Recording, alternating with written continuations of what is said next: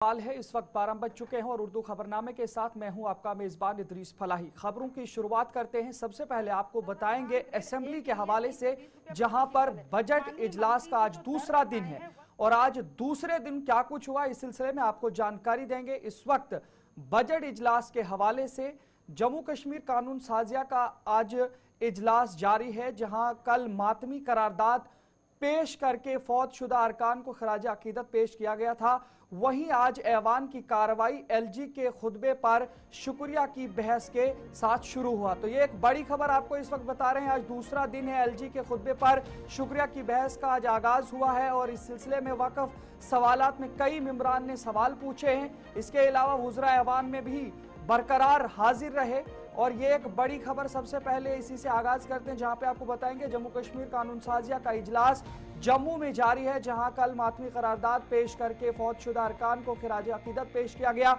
वहीं आज ऐवान की कार्रवाई एलजी के खुतबे पर शुक्रिया की बहस के साथ शुरू हुआ है, जिसमें मुख्तलिफ सियासी जमातों से वाबस्ता अरकान ने अपनी बात रखी। एनसी, कांग्रेस, पीडीपी और बीजेपी के अरकान ने आज शुक्रिया की तहरीक में हिस्सा लिया।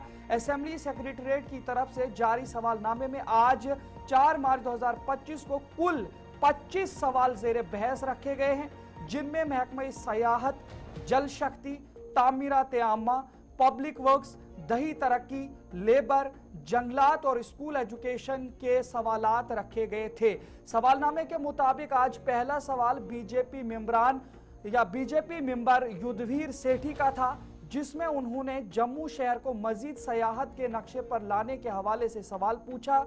इसी तरह एनसी के रुकन हसनैन मसूदी ने वजीर आजम सैफरान मिशन को लेकर ऐवान में सवाल पूछा था, जिसमें सैफरान मिशन इरिगेशन और पैदावार में कमी पर सवाल उठाए। निजामुद्दीन भट्ट ने इलाके में जल शक्ति की कारकर्दगी को लेकर इलाके में सवाल पूछा था और हल्का इंतखाब बांडीपुरा में रवां साल के दौरान किए गए कामों का भी तफसील तलब की थी। अहम शरीफ वाटर सप्लाई स्कीम का मामला भी मेंबर मौसूफ की तरफ से रखा गया था। हल्के इंतखाब त्रहगाम के मेंबर असेंबली मीर सैफुल्ला ने भी वर्क्स डिपार्टमेंट को लेकर सवाल पूछा, जिसमें उन्होंने केरन, जमगुंड जैसे इलाकों में राब्ता सड़कों की बहाली और केरन में टनल के डीपीआर के बारे में सवाल पूछा। मेंबर असेंबली चाडोरा अली मोहम्मद डार ने शोबे सेहत को लेकर कई सवालात पूछे, जिनमें सब डिस्ट्रिक्ट अस्पताल, जिला अस्पताल की कारकर्दगी और ओपीडी और आईपीडी की सहूलियात को लेकर सवाल पूछे।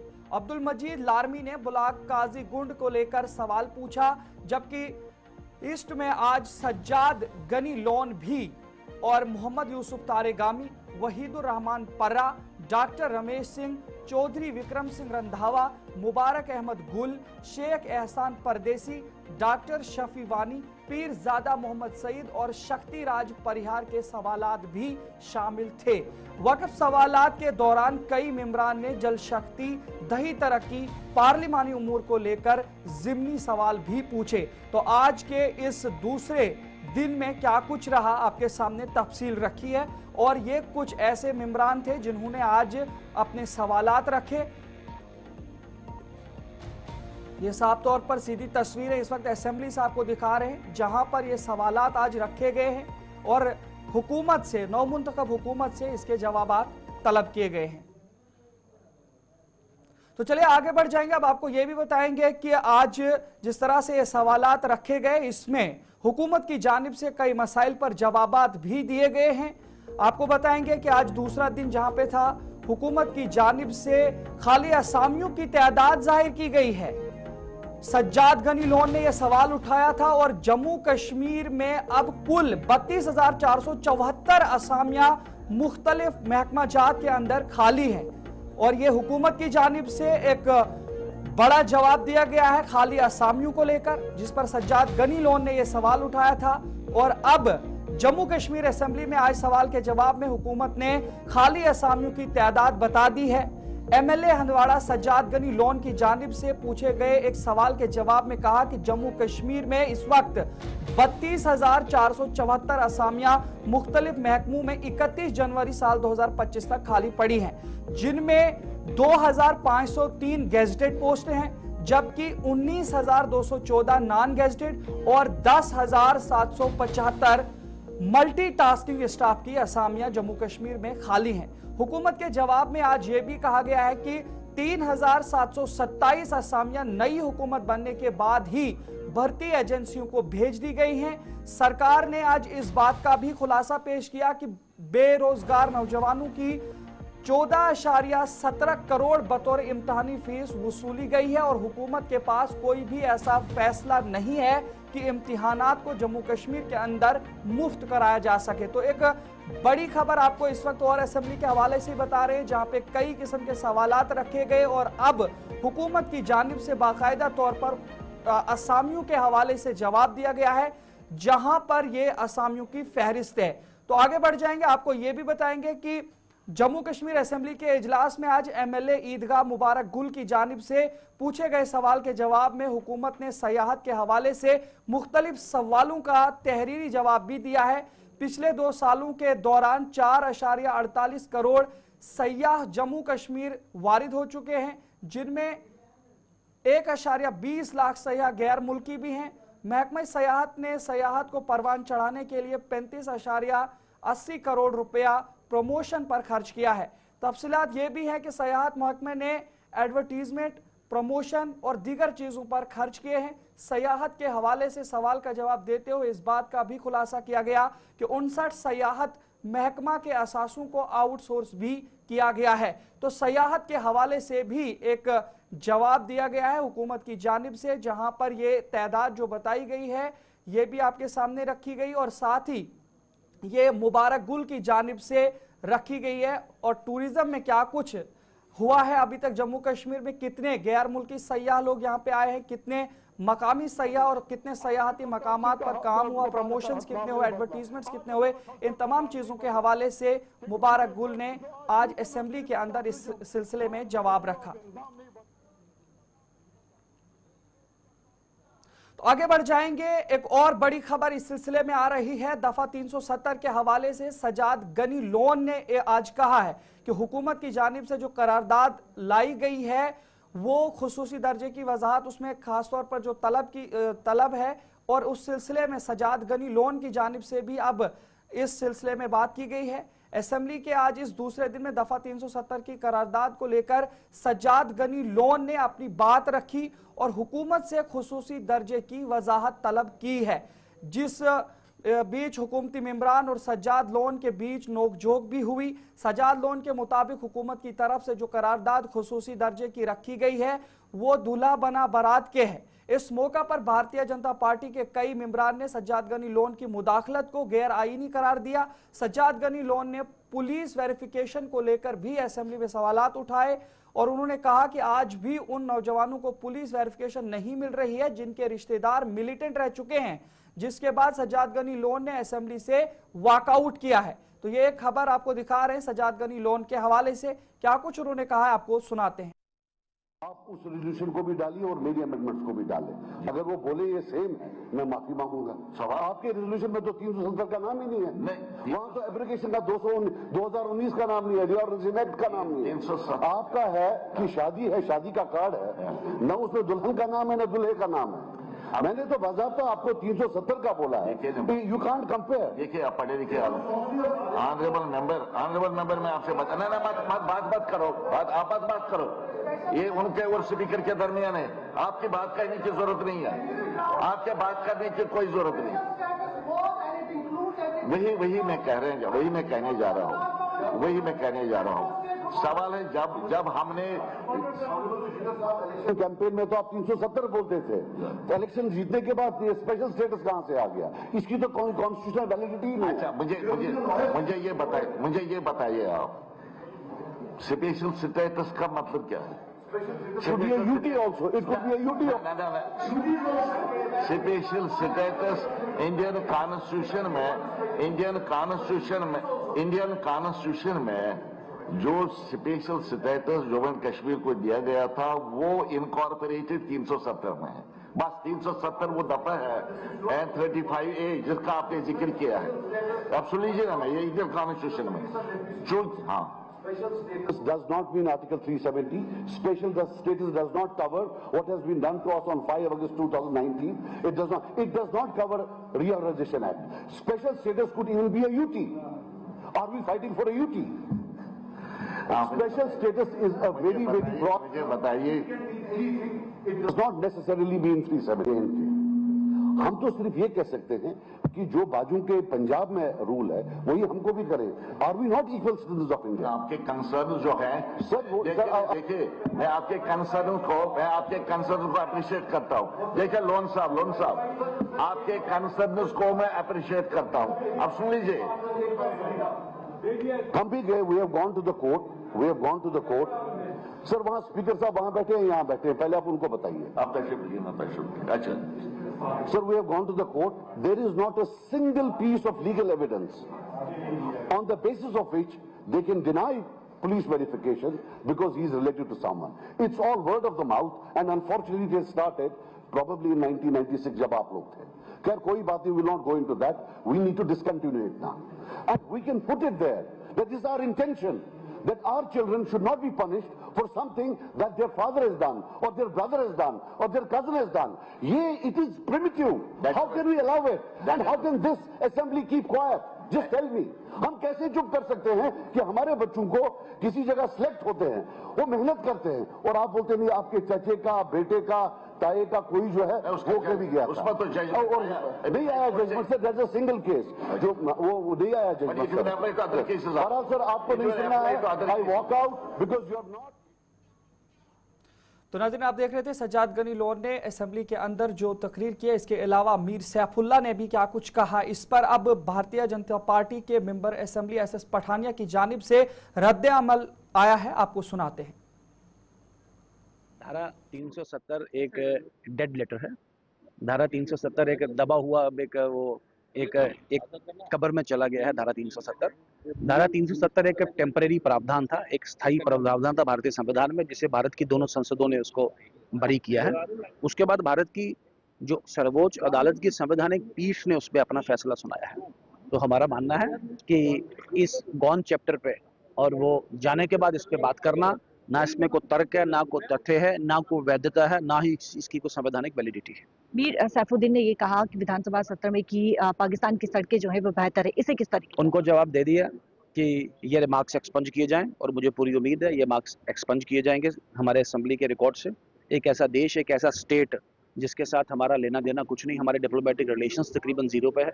हमारी क्रिकेट टीम ने भी वहाँ जाने से मना किया है, और ये भारत के पूरे जनमानस का प्रवाह है कि हम पाकिस्तान के साथ कोई रिलेशन ना रखें. उनकी तारीफ करना, उनके तारीफों के पुल बांधना, तो मुझे लगता है ये ना सिर्फ गलत है बल्कि इसकी वैधता और इसकी संवैधानिकता भी गलत है. और भारतीय संविधान के तहत जिन्होंने शपथ ली है और वो विधायक अगर ऐसी बात करेंगे, इसकी और भी जिसे कहते हैं एक इसका इम्पैक्ट और भी बढ़ता है. इस प्रकार की पुकार उठना कितना गंभीर आप समझते हैं? मैंने कहा कि नेशनल कॉन्फ्रेंस एक्सप्लेन करे, उमर अब्दुल्ला एक्सप्लेन करें कि उनका स्टैंड क्या है.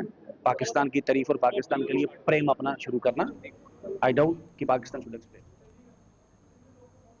तो चलिए आगे बढ़ जाएंगे. आपको बताएंगे जम्मू श्रीनगर कौमी शाहराह पर एक अपडेट आया है कि हाईवे पर ट्रैफिक की आमदोरफ्त को बहाल किया गया है.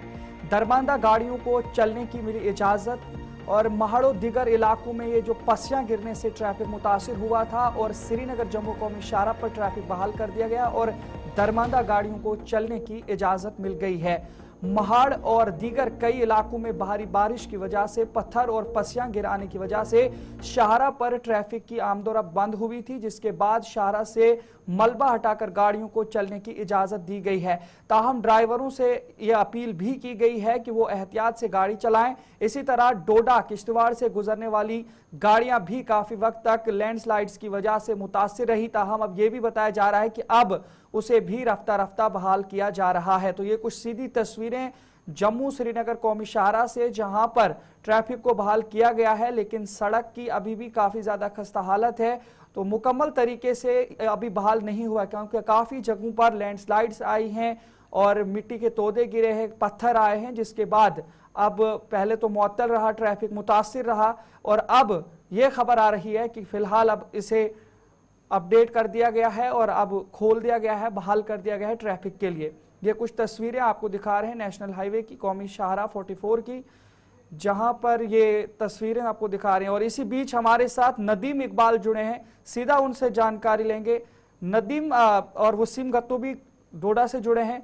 नदीम, पहले आप बताइएगा क्या कुछ सूरत हाल है इस वक्त नेशनल हाईवे की, जिस तरह से पहले से ही मुतासिर रहा था ट्रैफिक, आप किस तरीके का अपडेट है? जी बिल्कुल अदरीस, श्रीनगर जम्मू नेशनल हाईवे की जहां बात करें, खराब मौसम के बाद हाईवे पर गाड़ियों की आमदोरफ्त बंद हुई थी।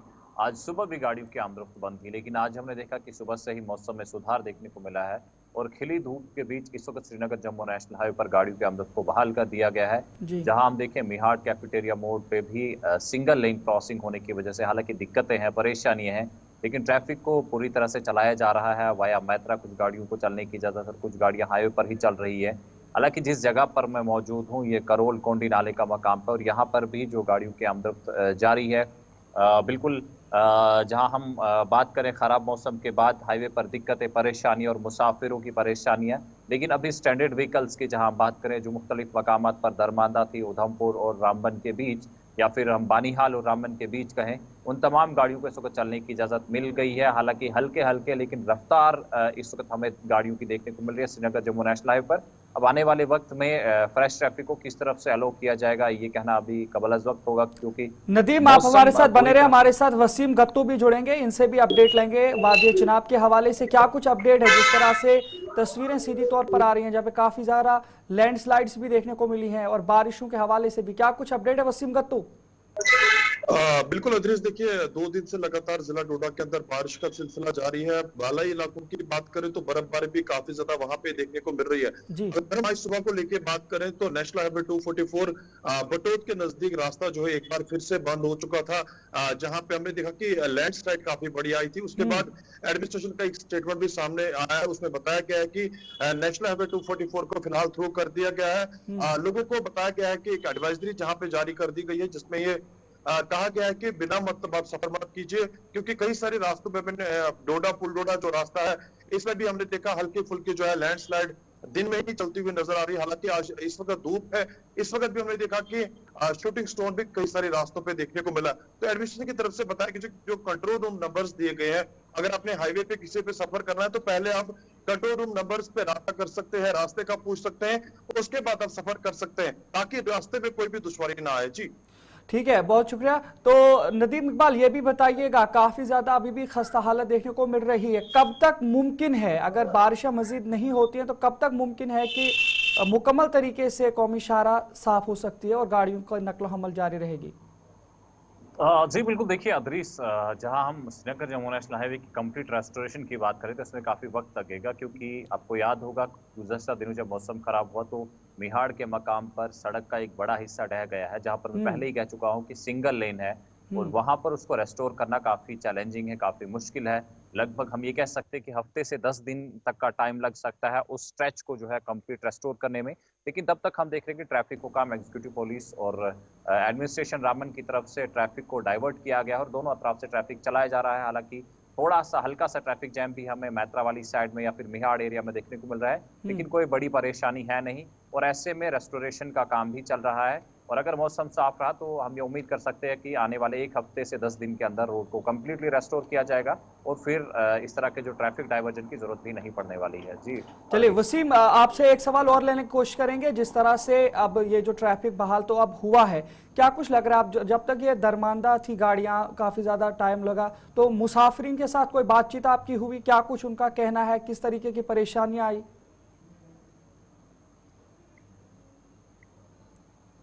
जी 244 बंद हुआ है। हालांकि जिस टाइम हमने ट्रैफिक डीएसपी से बात की, उनका ये मानना है कि आस्ता आस्ता गाड़ियों को अब छोड़ा जा रहा है और बिला वजह लोग सफर अब देखने की नहीं करते हुए नजर आ रहे हैं, क्योंकि हमारे जो दूर दराज बालाई इलाके हिली एरियाज हैं, वहां पे काफी ज्यादा बर्फबारी देखने को मिल रही है। वहां पे रास्ते को भी थ्रू किया जा रहा है, जहां पे एडमिनिस्ट्रेशन का मानना है कि कुछ घंटों के बाद जितने भी हमारे हिली एरियाज हैं वहां पे टीमें भेजी गई हैं, रास्ते को थ्रू करने की कोशिश की जा रही है। मैं जिला डोडा टाउन की बात करूं, यहाँ पे एक तरफ से रमजान का बड़ा ही पाक महीना, इस पाक महीने में हम देख रहे हैं कि लोगों का ये भी मानना है कि पानी की काफी ज्यादा किल्लत देखने को मिल रही है। तो उनका ये मैसेज है कि एडमिनिस्ट्रेशन इस पे ध्यान देनी चाहिए ताकि रमजान का ये जो पाक महीना इसमें कोई भी परेशानी आने वाले टाइम में लोगों का ना आए। जी बहुत बहुत शुक्रिया वसीम गत्तू और नदीम इकबाल जुड़ने के लिए। तो नाज़रीन, आप देख रहे थे कि किस तरीके से ये जानकारी पहुंचा रहे थे हमारे पास वसीम गत्तू वादी चिनाब के हवाले से अपडेट दे रहे थे और नदीम इकबाल जम्मू श्रीनगर कौमी शाहरा के हवाले से। तो अभी फ़िलहाल जो ट्रैफिक है वो बहाल कर दिया गया है और अब इस सिलसिले में जो खबर आ रही है वो यही है कि रफ्ता रफ्ता अब गाड़ियां आगे बढ़ रही हैं। जी, इसी तरह से शोपियान से एक बड़ी खबर आ रही है। शोपियान से बड़ी खबर, आग की हौलनाक वारदात में 11 दुकान और कई रिहायशी मकान जलकर राख हुए। करोड़ों रुपए का मालियत साजो सामान जलकर राख हो गया। आग मुतासरीन ने इंतजामिया से मुदाखलत की मांग की है। ये एक बड़ी खबर आपको इस वक्त बता रहे हैं कि शोपियान के इलाके के अंदर ये आग लगी है। शोपियान के मेन बाजार में गुज़श्ता शब आग की एक हौलनाक वारदात में 1 दर्जन के करीब दुकानें खाकिस्तर हो गई हैं। ये कुछ साफ तस्वीरें हैं। गुज़श्ता शब शोपियान के टाक मोहल्ला में एक शॉपिंग कॉम्प्लेक्स से आग नमूदार हुई, जिसने भयानक शक्ल इख्तियार करते हुए 3 शॉपिंग कॉम्प्लेक्स और कई रिहायशी मकानों को अपनी लपेट में ले लिया है, जिस दौरान 11 दुकानें जलकर खाकिस्तर हो गई हैं। आग लगने की वजह ताहाल मालूम नहीं हो सकी है। मकामी लोगों के मुताबिक ये जो फायर टेंडर्स हैं जाए वकू पर ताखीर से पहुंचे और अफरादी कुव्वत न होने की वजह से आग बुझाने की कोशिशों में रुकावट पैदा हुई। आग पर काबू पाने तक काफ़ी नुकसान हो चुका था। मुतासरीन ने इंतजामिया से इमदद की अपील की है। तो ये कुछ सीधी तस्वीरें जहां पर शोपियान से ये एक बड़ी खबर देखने को मिल रही है, जहां पर ये आग की वारदात जाहिर हुई है और इलाके के अंदर इस वक्त एक अफरा तफरी का भी माहौल है। काफ़ी ज़्यादा अगर देखेंगे तो आग बुझाने की कोशिश भी लगी है, फायर टेंडर्स भी वहाँ पे हैं और साथ में इस तरीके से आप तस्वीरें दिखाते हैं। दुख की बात है कि 2:45 बजे आग नमूदार हुई है, तो इसलिए सरकार से मेरी गुजारिश है, गवर्नमेंट से गुजारिश है और खासकर डिप्टी कमिश्नर साहब से मेरी गुजारिश है कि इनको मुआवजा दिया जाए। आपको पता ही, आपको बाबर का महीना चल रहा है, ये लोग बेचारे कहाँ जाएंगे। तो इसलिए मेरी डिप्टी कमिश्नर शोपियान से गुजारिश है और गवर्नमेंट से गुजारिश है कि इनको भरपूर मुआवजा दिए ताकि ये बेचारे भी किसी जगह बैठ जाए। आज रमज़ान का महीना चल रहा है, इसलिए मेरे ख्यास कल डिप्टी कमिश्नर से गुजारिश है कि उनको भरपूर मुआवजा दिया जाए। और यहाँ तो बहुत नुकसान है आपको नार कपर गो इजार अंदर कहीं शेंगित अचन पई नार कपर गो इजार वारिया ज्यादा गो नुकसान असको करोड़ नुकसान है थी किस मदद में अचने मरे का सहारे अचन की ने मरे ऐसो रोजगार ती है तो उलती होते इस बात से के सही ये क्या तो हुआ से जो तो सॉरी क्या है मेरे खानदार को सुचुक तेरे से जो उतरे सर्जरी आमस तेरे से उतरे ऑपरेशन कर मैं तो क्या कर मैं सच में चुक मुझे त्रा बचे मुझे निजी जिंदगी कब क्या कर काम है आलस में कुछ सामान सन बाय स्वाइट पैटर्न में जो कीन विंडस न रान न फेर दे कीन ते मिशन टोटल सो सॉरी। देखिए, बिल्कुल इस वक्त हम उसी जगह पे मौजूद है जहां पे आज रात 3 बजे एक जो है आग जो है नमूदार हुआ है और इसके चलते जो है 11 दुकान के जो है वो खाकस्तर हुए हैं और बिल्कुल ये टाक मोहल्ला का एरिया है जहां पे इस वक्त हम मौजूद है। मैं आपको बता दूं कि हालांकि अगर बात की जाए यहाँ की लोगों का कहना है कि बर वक्त पे जो है फायर सर्विस अमला का ना पहुंचना इतनी बड़ी तबाही का सबब बना हुआ है। और यहाँ पे अगर हम बात करें, बिल्कुल अगर नुकसान की हम बात करें, नुकसान तकरीबन 4 करोड़ रुपया ये बताया जा रहा है और बिल्कुल ये मेन टाउन में ही है जहाँ पे इस वक्त हम मौजूद। आप साफ तौर से देख सकते हैं कि अभी भी जो है इस आग को बुझाया जा रहा है फायर सर्विस की जानिब से और ये बताया जा रहा है कि 4 करोड़ रुपया का नुकसान वो अभी तक जो है यहाँ पे हुआ है और 11 दुकान बिल्कुल जो है खाकस्तर हुए हैं। आप बिल्कुल साफ तौर से विजुअल में देख सकते हैं किस तरीके से ये जो दुकानें हैं या चाहे हम ऊपरी मंजिलों की बात करें वो बिल्कुल जमीन पे जो है बिखरा हुआ पड़ा है और ये बिल्कुल आज रात 3 बजे जो है आग नमूदार हुआ है जिसमें ये चलते चलते जो है इन्होंने जो है 11। तो आपने देखा किस तरीके से आग की लपेट में ये दुकानें आई हैं, लोग काफी परेशान हैं। 4 करोड़ से जायद मालियत का नुकसान देखने को मिला है। गुलिस्तान न्यूज पर यूं ही खबरों का सिलसिला जारी रहेगा। फिलहाल वक्त एक छोटे से ब्रेक का। अपने मेजबान इदरीस फलाई को इजाजत दीजिए। अल्लाह हाफिज।